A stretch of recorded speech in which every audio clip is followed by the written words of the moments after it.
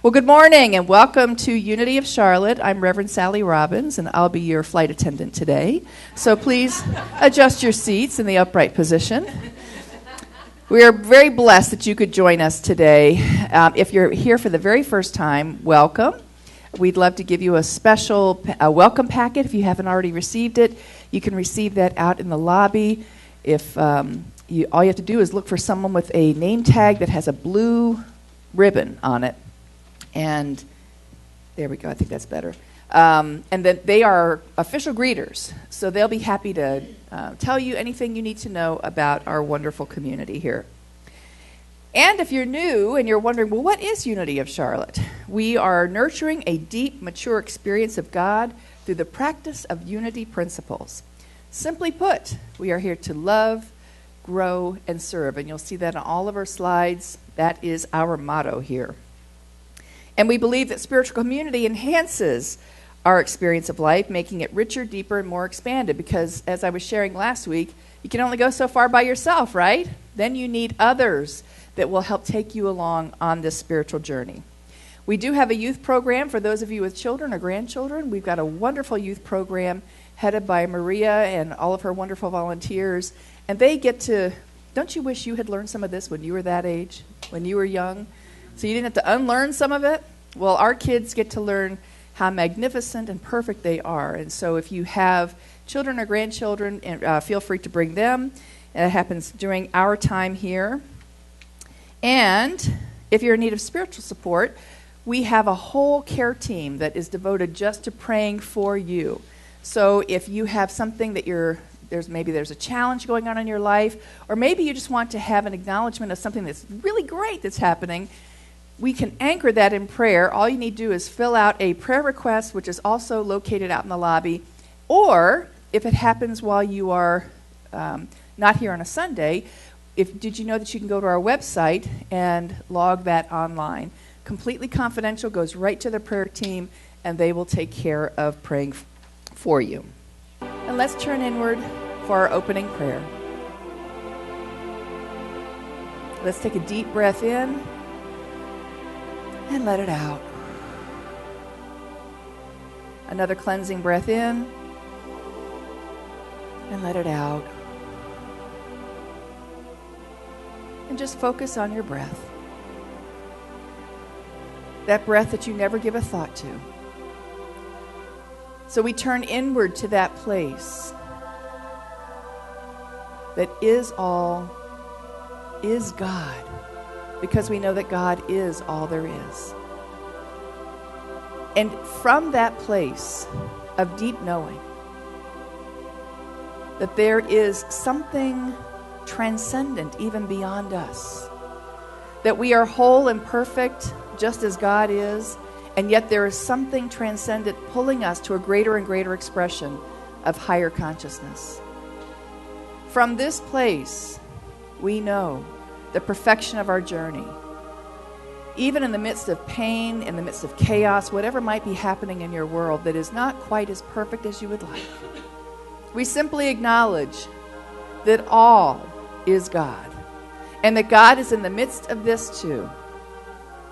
Maybe you're having a financial crisis. I know for you right now that you have the cattle on 1,000 hills. That prosperity is yours and prosperity flows to you and through you.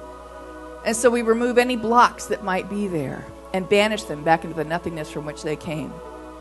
If you're experiencing a health challenge right now, I know the truth for you.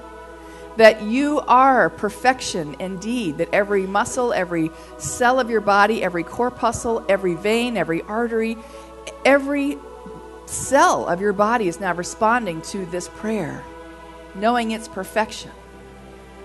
And that anything that is not of God is now gone. And so I know that there is perfection, whether it's a new job, new relationship, pure health, radiant health. I know that all of this is now available simply for your saying yes. Simply for saying yes. I am available for all that God has for me and all that I am in the midst of God. And so I bless our time this morning together. I know that hearts are being cracked open, wide open right now. And that those who have ears will hear, those who have eyes will see, those who open their hearts will feel exactly what they need to feel this morning.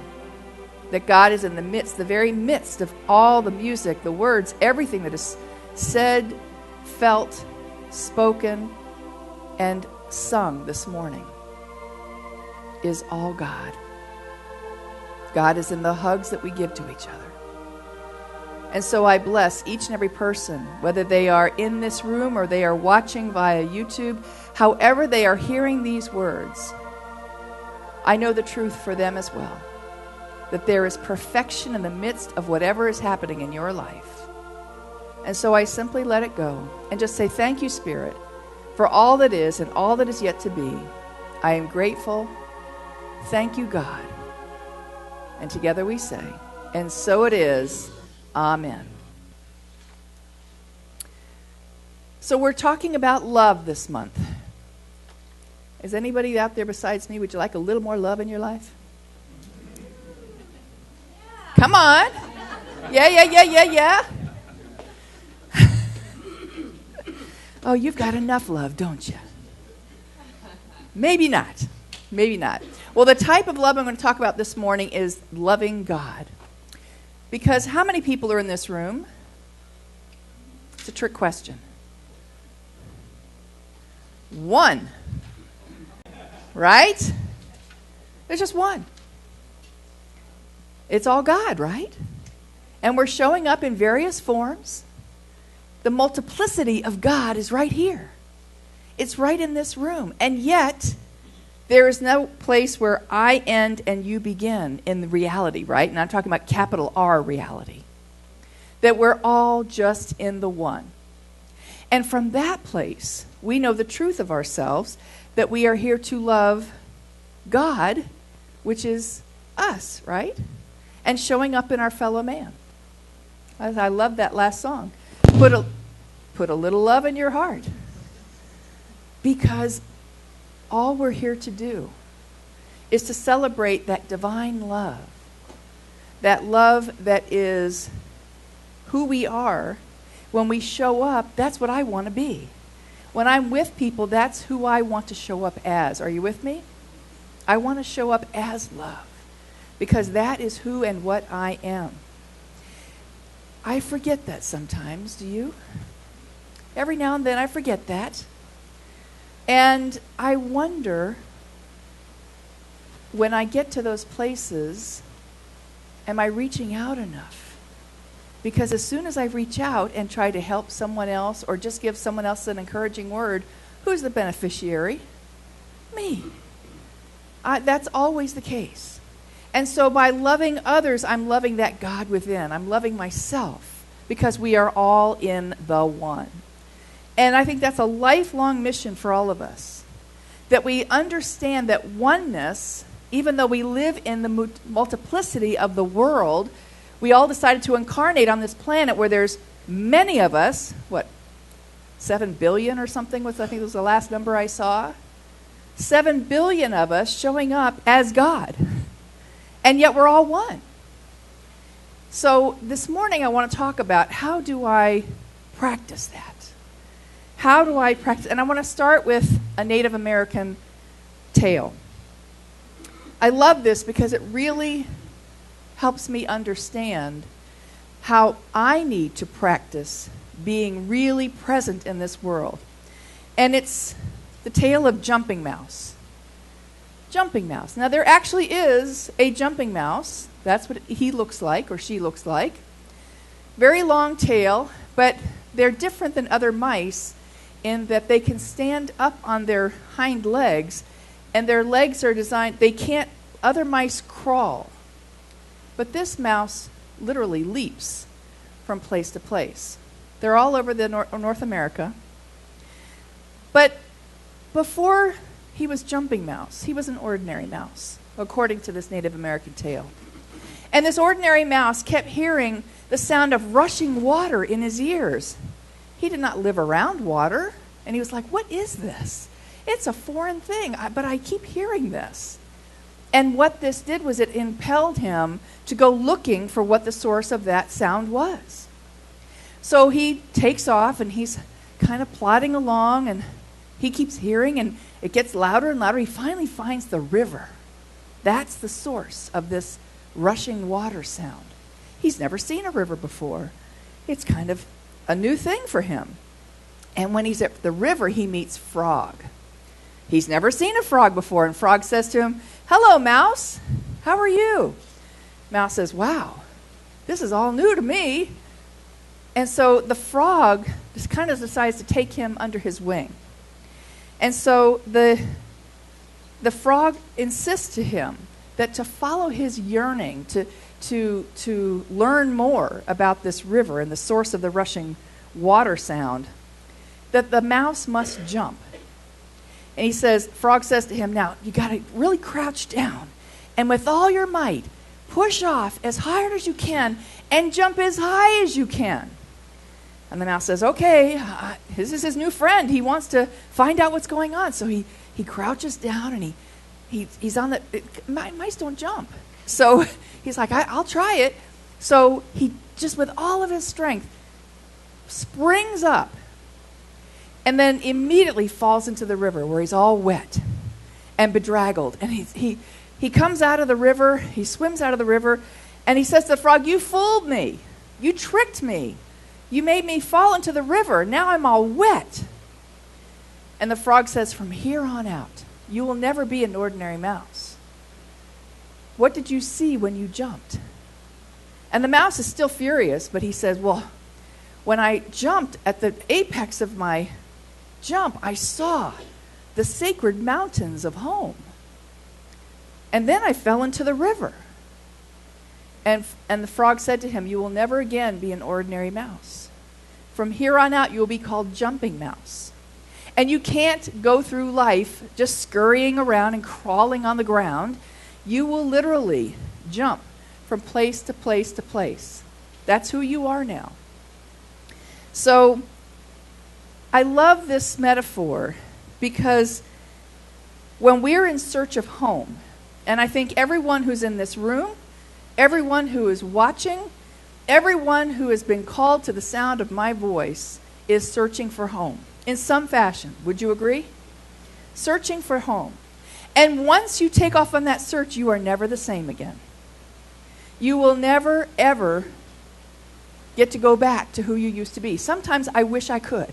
Back in my old unconscious days, are you with me on that?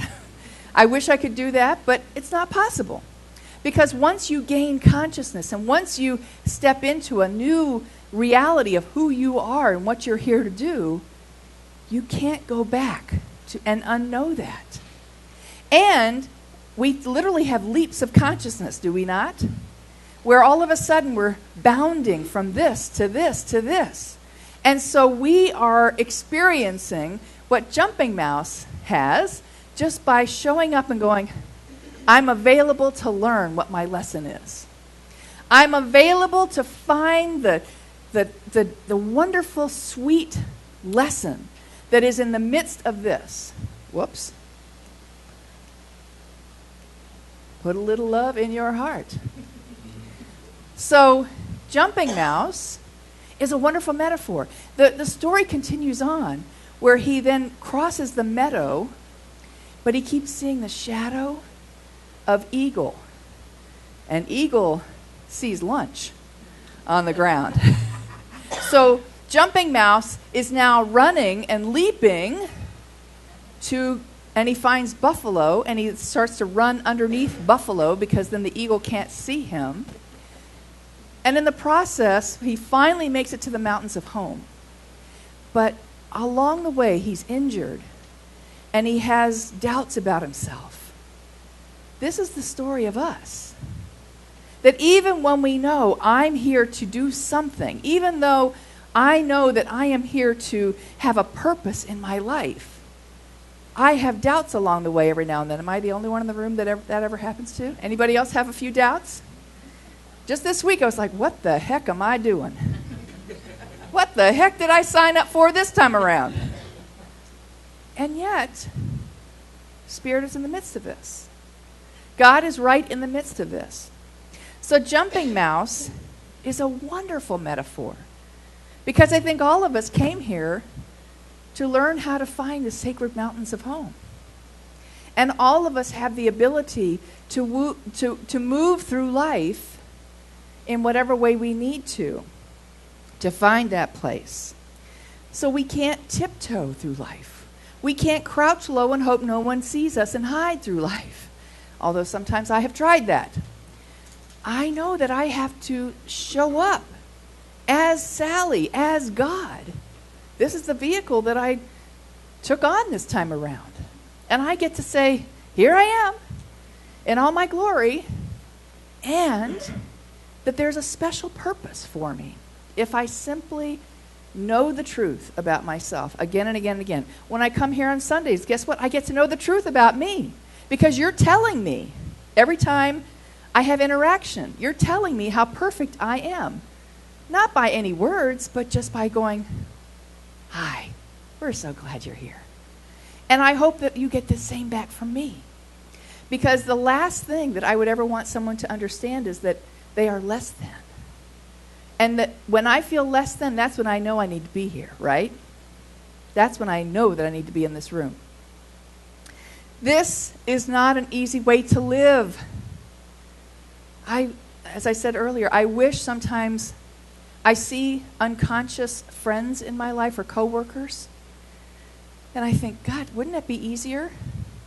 I'm judging my insides by their outsides. Have you ever heard that phrase? And have you ever heard of compare and despair? I have no clue how difficult anyone's life is. I get to say in my spiritual lane and go, this is what I'm here to do. I'm not here to look at anybody else, just my road. Stay in my lane. Stay in my lane. Because you are here to live an extraordinary life. Not just an okay, not just a, well, I'll just get to retirement and get my gold watch and that'll be it. Sit in my rocking chair. No, we're here to be alive and purposeful up to the very last breath that we take. You chose an extraordinary life. Just the very fact that you are here, just the very fact that you have decided that being in a philosophy that says the law of cause and effect is always on, says that you have shown up. I know the law of cause and effect is always at play. So what I put out is what I always get. The master teacher said, what you sow, you reap. And so if I'm really conscious, and conscious even up to the moment I take my last breath, I am always exerting the energy of love and kindness and compassion and awareness. Because that's what I want back, right? This is the hardest path there is, folks. But you chose it. And you said yes to live that extraordinary life, because the benefit of living that life is that you are on that upper echelon of consciousness. Excuse me. You are on that road that says, I am here to do something magnificent. I may not even know what it is yet, but I'm going to take the next step, because life keeps showing up. Trust me, if you say I'm available, Spirit will take you at your word.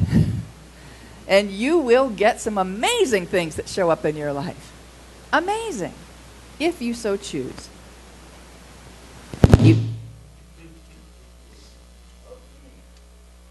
Spirit's talking through that microphone. My friend, a fellow minister, Reverend Kathleen, went to London recently. And she took the underground, which I think they also call the tube. And she said they kept playing over and over and over a recording that says, please mind the gap. And it was a very pleasant English female voice. Please mind the gap. And what they were talking about is when you step onto the train, there is literally a gap from the platform onto the train, and they want to make sure that you're not putting your foot and your shoe down into that gap. So please mind the gap was something that she came back and was very, very aware of. And I was thinking about that because sometimes as we're growing and we're leaving our old life and we don't quite know yet what that new life is yet to be, sometimes there's a gap, is there not? And this is a do-it-yourself. There's the tube. This is a do-it-yourself gap. Sometimes I have felt like this, where I'm literally like, I know I'm supposed to head down this way, but I'm not quite there yet, and I'm still hanging on with my toenails to the last part of my life. It's hard. It's really hard when you're in this spot. And to make it even further, sometimes we have to build our own bridge to the next side. Anyone with me on that? You're literally constructing the bridge while you're going to that new life.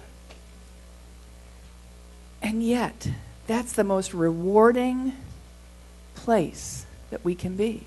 Because we're co-creating our life. Along with Spirit, we're saying, yes, I'm available. Yes, I'm ready for what's next. And I'm going to do my part in the action to make that happen. Last fall, I was up for a job, and I had applied for this job, and you know how when you go into an interview and you think, I got this. That's a dangerous place to be. And I really thought, I did well. I'm so qualified for this job. The next day, I get a phone call from the employer who had interviewed me, and she said, we're so sorry, we've selected somebody else. It was like a dagger had gone into my heart. I was like, oh my God, how could that be? I was really astonished. And at that moment, as I hung up on the phone with her, I of course said, I'm so glad you found somebody that's qualified. You know, I wish you all the best. I was able to be very together. And as soon as I hung up the phone, I lost it. I totally lost it and just burst into tears. And I was telling a friend about that later. And I said, I can't believe, it's a job. I was looking forward to that job. And she said, you weren't upset about losing the job. I said, really? And this is what she said to me. Very, very wise woman. She said, it wasn't about getting your hopes up about getting the job. It was hoping that with that job, I no longer had to live in the mystery. Yes. I told you she was wise. Because I was really tired of living in the mystery. I wanted some certainty. I wanted something to say, this is it. And I had been looking and looking and looking, and I did not have that certainty in my life. And I had to go, I got to keep going. I really had to take an inventory of myself at that point. That not only was I up for the job, no pun intended, I was up for the growth that was happening within me. Because I was in that gap. I didn't know yet what the new was. I knew that was done, but I didn't know what that was. Are you with me? And I was still trying to figure that out and go, okay, Spirit, what's the next step? Nothing. Okay, Spirit, what's the next step? Nothing. And after a while, you start thinking, am I not doing something right? What's going on here? But it allowed me to grow my consciousness in a way that I couldn't have done if I had been certain. I had to go through a process of stretching and growing beyond my comfort zone. Darn it. I hate when that happens. And living in the mystery is part of also what we signed up for, right? Even though we hate to admit that. And staying in the not knowing is Olympic grade work. You are just like an Olympic athlete when you're able to do that, are you not? You are saying yes, even though I don't know where I'm going. I'm trusting that Spirit has got my back. I'm trusting that all is unfolding for my good, even if I can't see it yet. It was an amazing time of growth for me. Very scary. Terrified and growing like crazy. And it was one of the best things that ever. I'm grateful now they did not select me, because I got to grow beyond what I thought I was. And that's what we're here to do, right?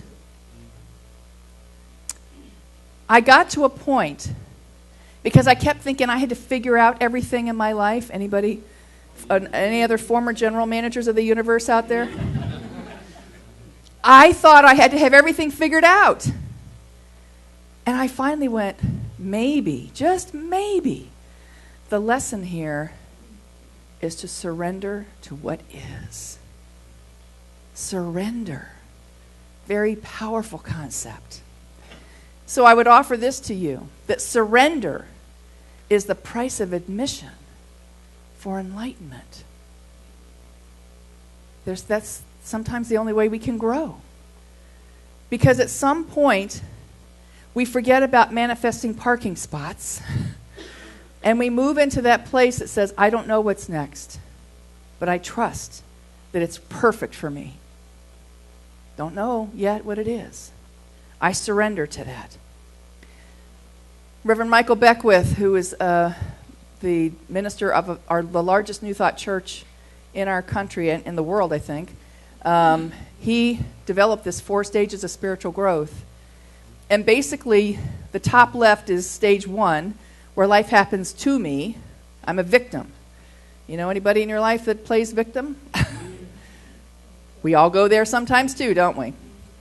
Stage 2, to the right side, is life happens to it. So life is happening to me. I now am in affirming. I'm visualizing. I'm treasure mapping. And I understand now that I have control over the thoughts in my life. But what does it take? You have to embrace trust and knowing to get into this. And then down here in stage 3, through me, we have to embrace what? Surrender. Because now we're allowing ourselves. Did I just change that? We're allowing ourselves to show up as God. That love and life happen through me, and finally, as me, that we're one. We all cohabit this stage, these 4 stages at one time. And we sometimes get up to 4, and then we're back down to 1. And what I wanted to impress upon you here is surrender is the absolute necessity to get to stage 3. You have to be willing to surrender your will. It is not I, but God that does the work. And guess what? What's that phrase? Man plans and God laughs. All these plans that I can make have nothing on what God has planned for me, through me, when I simply let go. Michael Beckwith, who designed this, what? I keep changing that? Michael Beckwith, who designed this, and who is, I believe, one of the best ministers out there, when he completed his ministerial training in the late 80s, he graduated in like 85. He was up for a church in Orange County, California. Michael Beckwith is African American.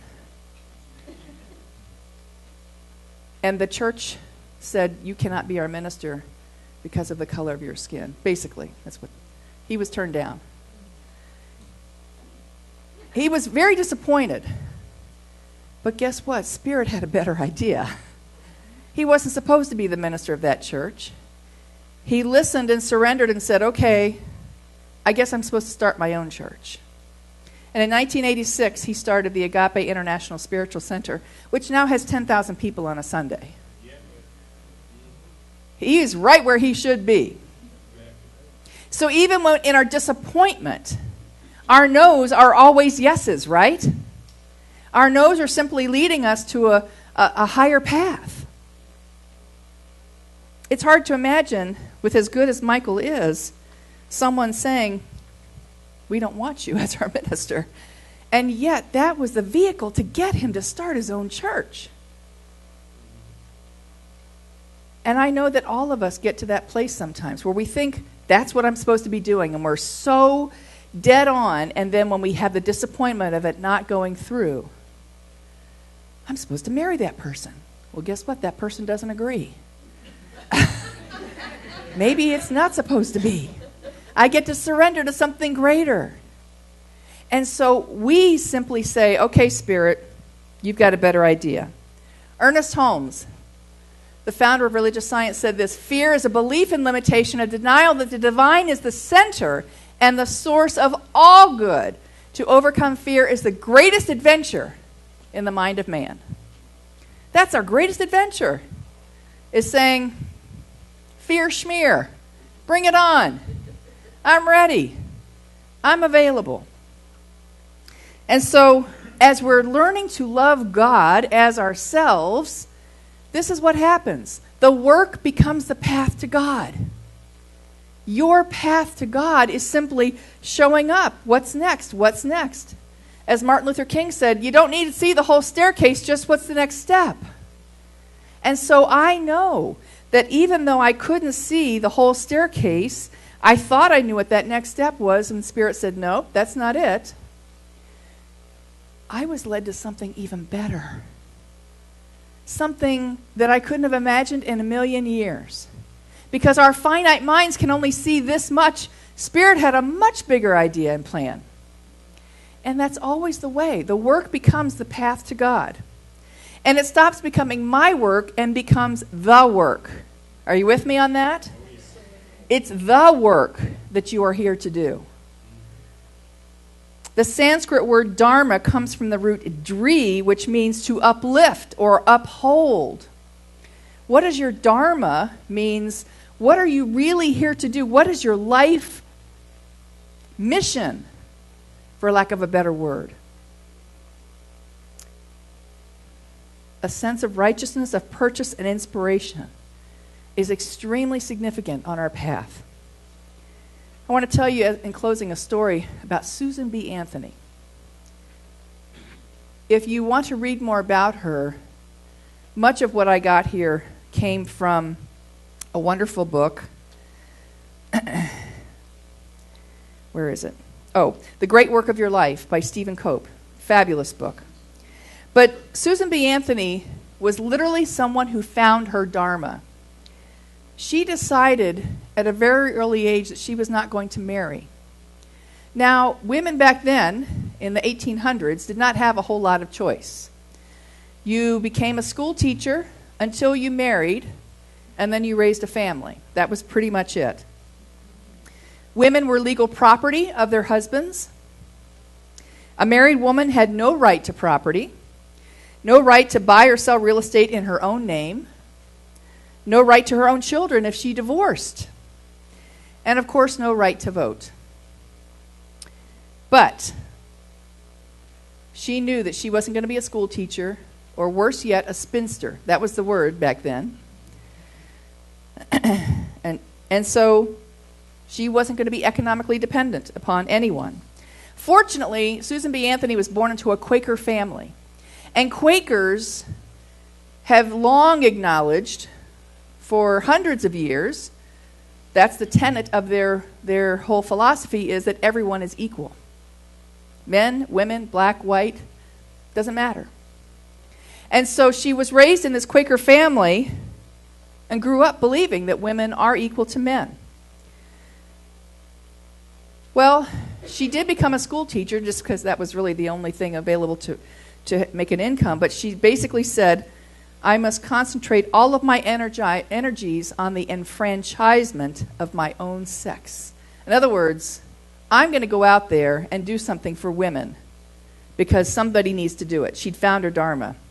She became involved in temperance reform, because many times women who were married to men who abused alcohol were in the worst situations of all.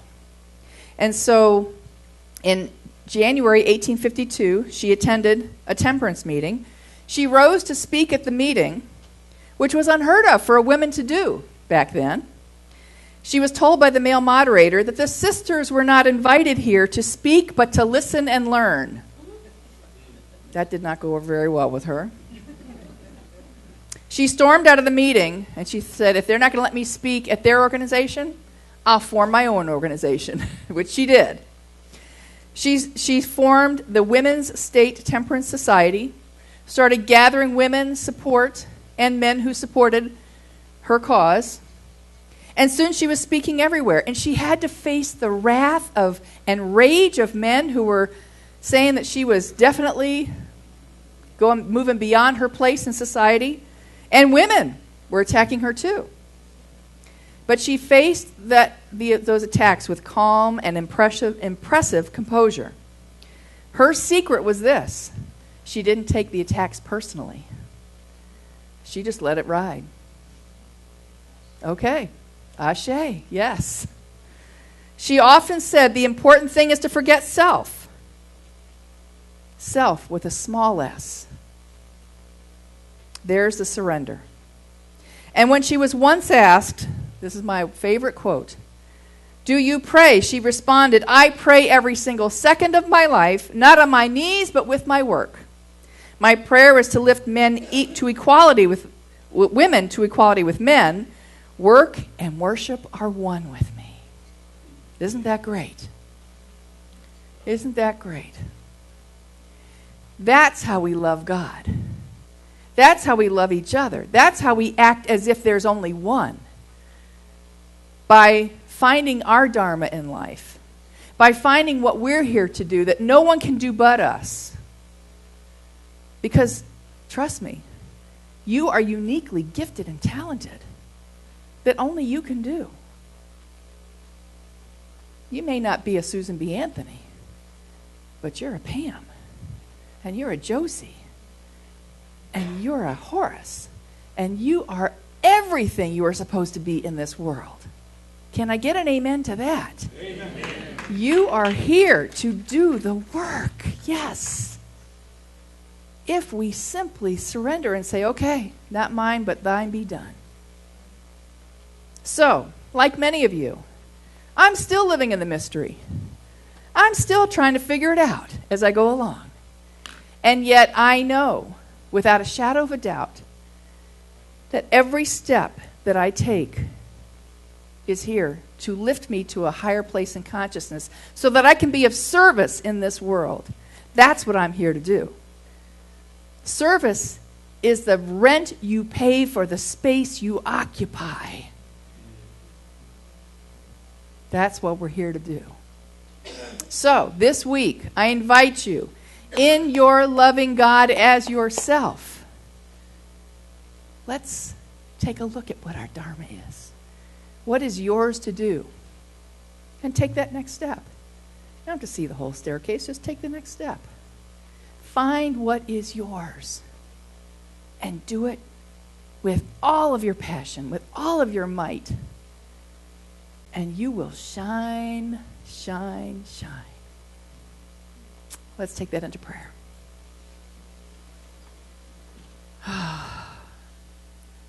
Father, Mother God, we are so grateful for the opportunity to know the truth about ourselves, that we are all born with a unique mission to serve this planet, to serve humanity, to serve our region, our state, our city, our town, our family. We are here to serve in a unique and wonderful way. And so I know that hearts have been called to a higher level of service this morning. I know that there is a chance for us to evolve upward into a new place of growth and consciousness and awareness. And so I simply say yes to all that is going on within me, allowing me to surrender to that which is and know that the highest and best is always coming through me, that Spirit always has my back, and that I simply need to let go of what I think has to happen. I know that Spirit's plan is absolutely perfect for me. And so I acknowledge that sometimes I will live in the mystery. And that's okay. I have the strength, the fortitude, the resilience, the absolute dynamic power within me is always, always available if I simply ask. And so I let go. I let go and step into the new. I know that as I live in this mystery that I am called to a greater and greater expression that is far beyond anything I've ever imagined before. And this allows me to live at my peak potential, to know my perfect place in this world that only I can fill. My dharma, my purpose, my path is leading me to the greatest work of my life and to that God space within. And so I bless our time together this morning. I simply say thank you for the awareness, for the consciousness, and for the willingness of everyone who has heard these words, who has said yes to their greater expression and their dharma. We let it be so, and together we say, and so it is. Amen.